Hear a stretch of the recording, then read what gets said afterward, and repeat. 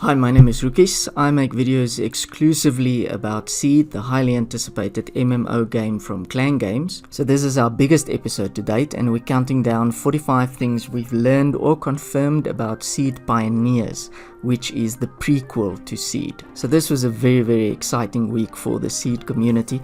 Not only was there a major announcement, but an amazing AMA focused on animation. So in another episode, we'll look at some of those animations, but there's a lot to cover before we do that.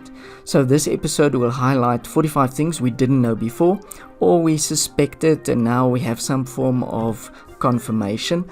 So this is not necessarily 45 new things, as you may know some of them, but there are a bunch of people who are new to the game, new to the Discords, and hopefully everything in this video will be of interest to them. So let's get into it. Welcome, Voyager.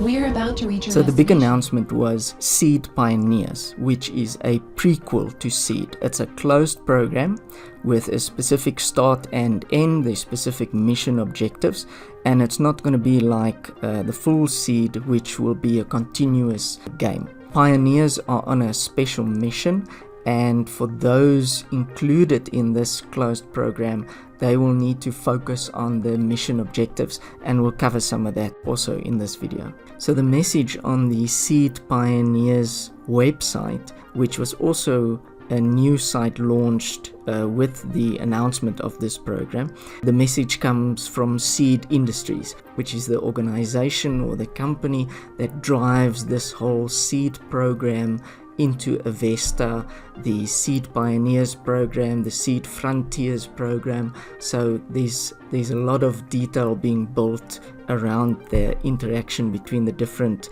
departments or groups within SEED. This all comes in the year 2468. So to give you an idea of where this is placed on the timeline, Klang have opened an opportunity for players to participate in the Pioneers program. So like I mentioned, this is a prequel, so it's going to be a closed program. You'll have to apply to be part of the program to be able to play in this Pioneers game, and there will be certain restrictions because this is also a test of some of the basic functionality and mechanics in the game, and they've said they want to use this as a way to build a solid foundation for the game before they get into more complicated and deeper levels within the mechanics.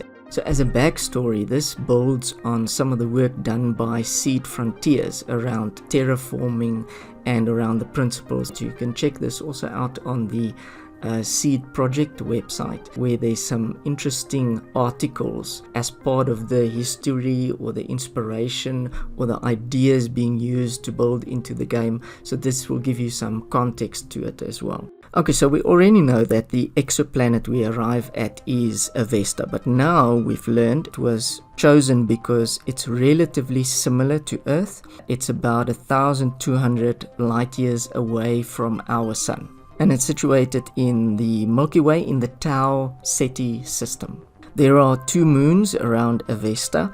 We don't know what the significance of them are yet. Maybe later in the game they would act to influence certain things in terms of climate, ocean tides, but for Pioneers they are not necessarily going to play a role. So Avesta has 2 hemispheres, northern and southern hemisphere, and there are a variety of biomes and climates on the planet, but they are not necessarily habitable, and that's why terraforming is needed. So a big part of the mission of the Pioneers program is to further terraforming on the planet and also to fix the terraformer, and we'll chat about that a little bit later. So there's 20% oxygen on Avesta, so the air is breathable in the area where the Pioneers will land. So that doesn't necessarily mean it's habitable elsewhere on the planet, and when the Pioneers program progresses or maybe finishes, we'll find out what are the other opportunities and other exploration that will be on the rest of the planet. So there's going to be a vast play world and play area that can be covered, but this will only focus on a part of that on this one island. So because there are a diversity of climates, it indicates that the environment will create certain obstacles for seedlings to overcome as you try to survive. On Seed Pioneers, it might not play such a big role, but it might definitely later influence how well your seedlings will settle, how well they find resources and so on. There's also limited resources, so where you set up your seedlings at the beginning, that will be critical.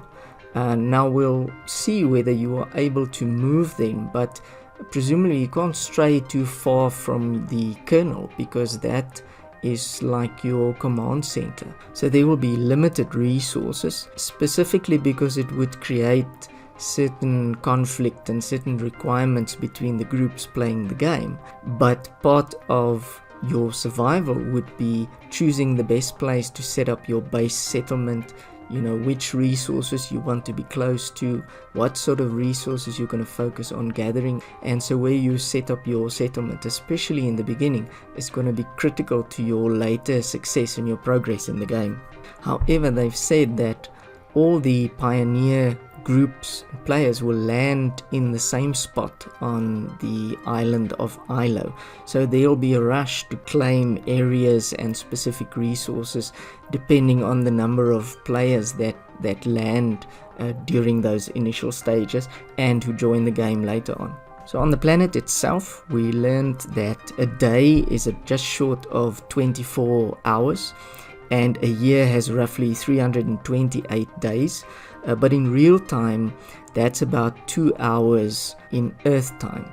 So a typical 24-hour Earth day will be anything from 10 to 12 Avesta days. They've mentioned that they might extend that, so we'll see what the final gameplay will be like. But a couple of hours of gameplay would be equivalent to a typical day on Avesta. So the game is restricted to the island of Ilo, which is mentioned in the trailer that it's 456 kilometers north of the equator, which would give you an indication of the temperature band that this area would be in compared to the rest of the planet. And all players will land there in their pods, which we now learned are called kernels. So there will be other restrictions in Seed Pioneers to manage the gameplay. But those same restrictions won't necessarily be in the main game later on, but it's here because it's a closed program. It's to test certain basic functionality and mechanics in the game, so there will be restrictions. So for example, the Seed Pioneers program will have an end. You will achieve the mission objectives and the program will come to an end and won't necessarily be repeated, as maybe part of the history when the full Seed game launches. The Pioneers program may be mentioned. You might find some artifacts. We're all very interested to see what happens, but first we got to start with the program. We got to get into it. We'll worry later about what has happened with all the work and the gameplay that was put in during the Pioneers program. So then there's the kernel, which is the craft that you arrive in, and it will house your seedlings, some equipment and some inventory that's required for your start on Avesta. The kernel includes your geodesic tent, which is your starting living quarters, and then later on it's mentioned that you'll be able to build single story buildings. So again, that's another restriction, only single story. Later on in the game you'll be able to build towns and cities and multi-story buildings, different uses and purpose and so on, but again that's in the full game later on. And then whatever you place inside the building, type of equipment or bedding or cooking equipment or technologies or research equipment, will determine the purpose of that building. So whether it's a barracks or a mess hall or an infirmary, depending on what you put inside it. So thermoelectric power generation allows for powerful and mobile equipment, and this is handy if your seedlings have to move that equipment. So ideally you need smaller compact pieces of equipment, production equipment, furnaces and so on, so that you can move base if needed, and I think this is why this thermoelectric power generation principle has been brought into the game, so that it makes sense how a smaller group of seedlings can maybe move to a different area, move equipment to gather those resources, because it doesn't look like there's at this point going to be any vehicles or transport equipment in the game, so it will all presumably have to be moved around by the seedlings by hand. So one of the pieces of equipment that you have in the kernel and you'll have at the start of the game is the portable Tau machine, which you can make plaxin using enzymes to synthesize wood into plaxin, and it's like a bioplastic. In the trailer it shows that there is wood as part of the inventory in the kernel, so if we assume that wood will be there, you'll be able to start making plaxin from that wood using your Tau machine. Now plaxin is the base material issued from Seed Industries, and most of what you build is made from it. And in this screenshot you can see the green cylinder Tau machines lined up there, which like I mentioned, you'll use wood to make plaxin from. Then there's the Modex tool, which is a multi-purpose handheld device, and you will use that for a number of functions like harvesting, building, sowing, planting, cutting, and even detection. So detection might be for specific resources to tell you what's in a rock formation before you start to harvest or mine that resource. So we'll see what the Modex specifically does, but this is going to be a critical tool as part of your seedlings daily activities as well. So then the question, what will the seedlings eat? So apparently they go crazy for keto paste or keto paste, however you want to pronounce it, and this is the stuff that's presumably got the required vitamins and minerals to keep the seedlings up and running and healthy and functioning every day.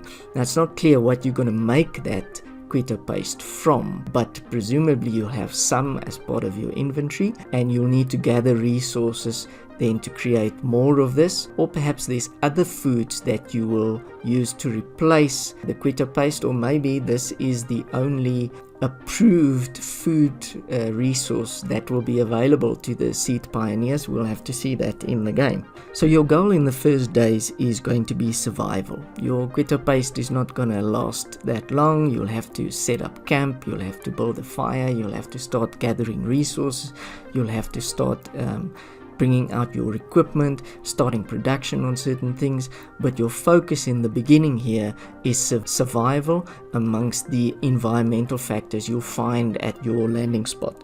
So you'll establish your base using your tent and the equipment from your kernel, and then the next step is organizing your community, because a big part of the mission objectives and also the success of your gameplay is to work as a group. Now they've already mentioned that it's better to apply as a group to the Seed Pioneers program than as an individual, given that group collaboration is more important than things like individual success or individual seedling to seedling or player to player combat or defense. Organizing your group or joining an existing group before the game starts will be a key part of your success, and that will definitely help your application to be part of the Seed Pioneers program.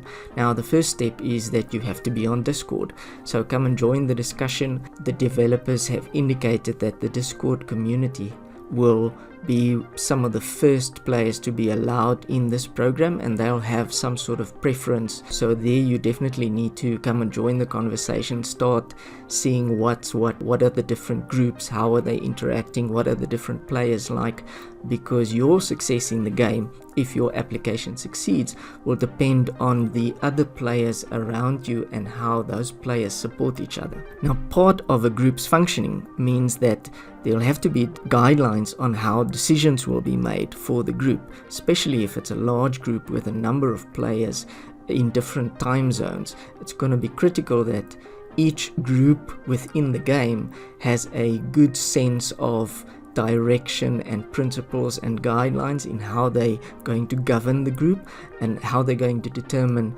who does what, when everybody arrives on Avesta. So players will be able to guide the seedlings and set up routines that they will work on when the player is offline, because even when the player is offline, the game continues. Your seedlings will continue to have their 24-hour days, 328 days in the year, and that will continue whether you are logged in or not. So if you are not participating in the game and checking up on your seedlings and making sure their needs are being met, you will return to the game and find that the routines have been broken. Maybe some of your seedlings have died, maybe certain things have fallen into disrepair, and that could have devastating consequences, not just for you but for the group that you are part of as well.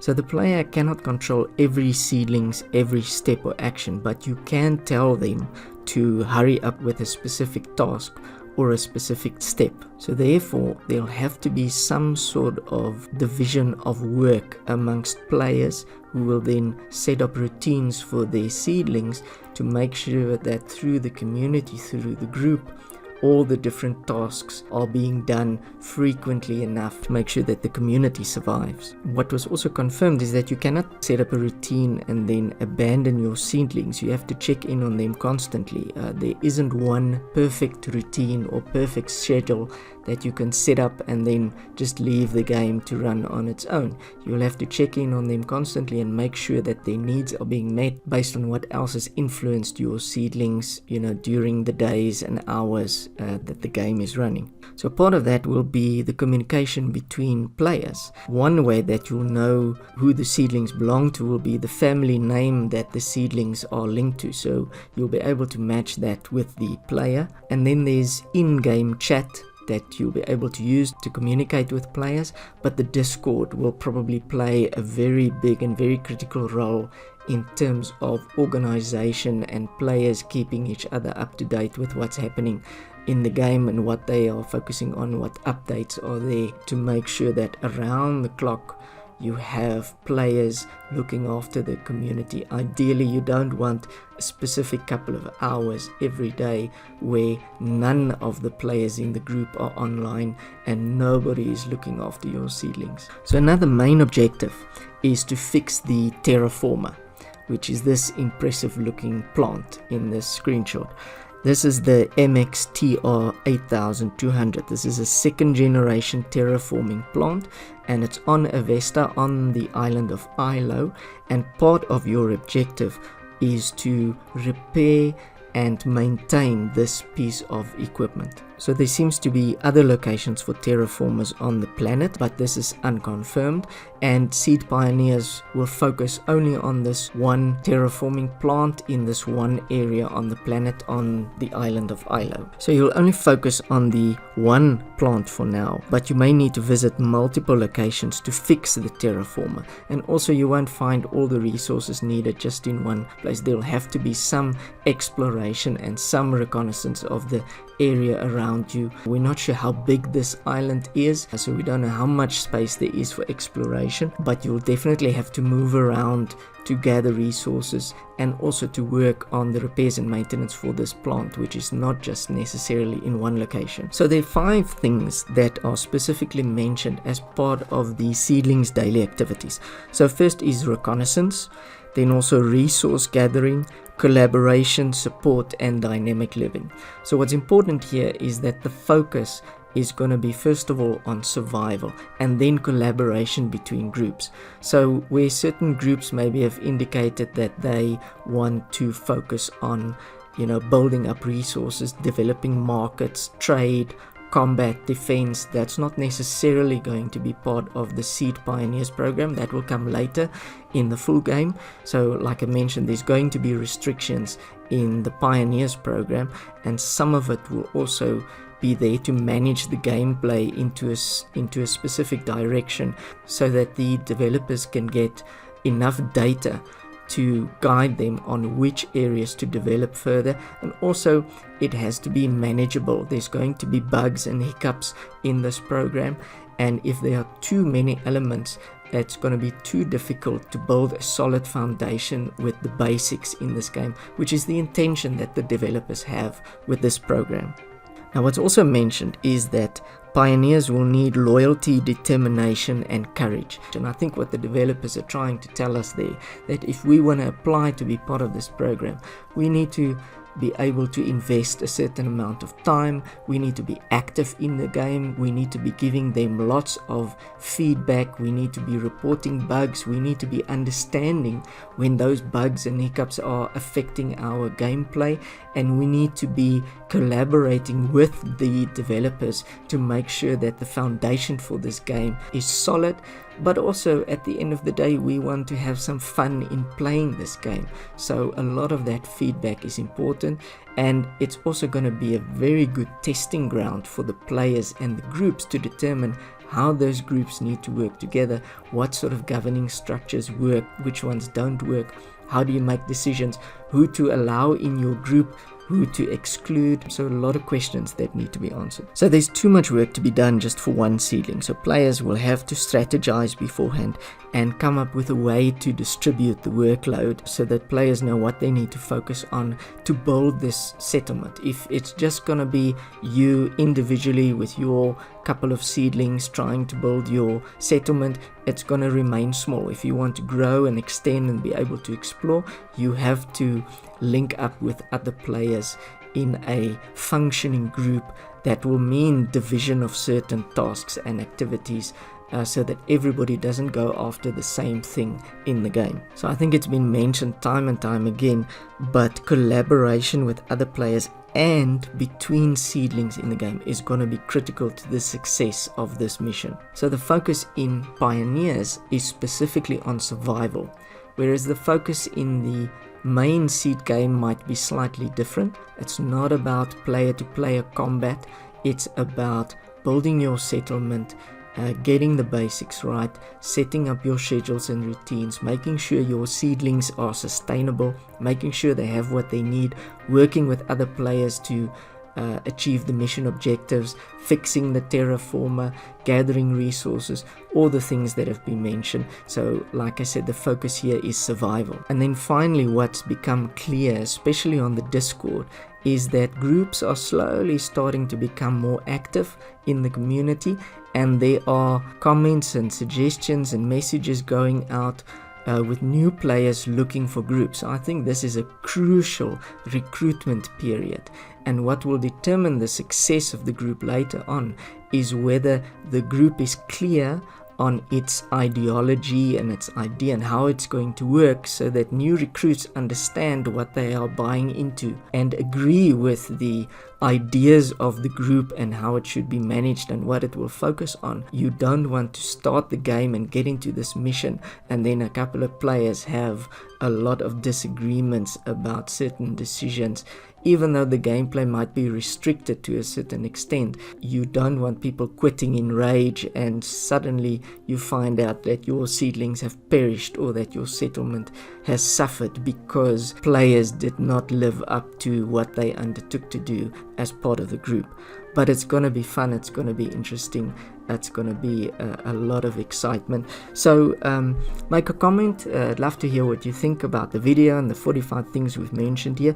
Join us on Discord. That's the main place where the community is building. That's also where you will find out how to apply for the Pioneers program. Listen to the podcast. Klang have created the Life Cycle podcast, and the second episode has just come out in this past week. Very interesting. Go and have a listen. It gives you a lot of context in terms of the broader ideas and principles and theories that the developers are trying to build into the game. Well worth a listen. Go and check it out. So if you like this video, please hit the like button, leave a comment. If you want to see more, please hit the subscribe button. More videos coming soon. Support me on Patreon if you are willing, and I'll see you again next time. Cheers.